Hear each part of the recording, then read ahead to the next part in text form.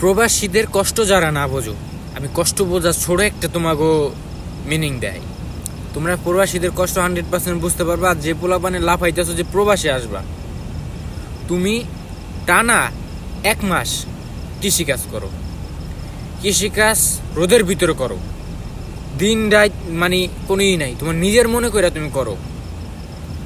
এরপরে গিয়া মনে করো যে প্রবাসীরা যেমন থাকে ওইভাবে থাকার চেষ্টা করবা, নিজের রান্না নিজে করবা, মানে বাড়ির কোনো খাবারই তুমি খাইবা না, নিজে রান্না করবা নিজে খাইবা।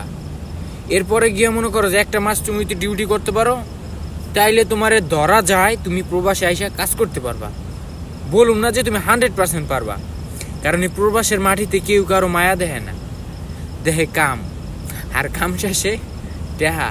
আর তোমরা দেশে দেখে মনে করো যে টাকাটা এমনি চলে আসে। এই কড়া রোদের ভিতরে 1 মিনিট যে রোদে দাঁড়ানো যায় না, সেই জায়গায় ওই রোদের ভিতরে 12টা ঘন্টা দাঁড়ায় এসে কাজ করে। দেশের রোদটা যখন একটা যাইতাম রাস্তা দিয়া, পায়ে ঠোসকা পড়ে যাব, পায়ের ভিতরে জ্বলা শুরু হয়ে যায়। আহো একটা বার বুঝতে পারবা ঠোসকা ঠোসকা যে কত জায়গায় আর কম মানে কত জায়গায় আর কেমনে কেমনে পড়বো, আইলে ওইটা টের পাইবা।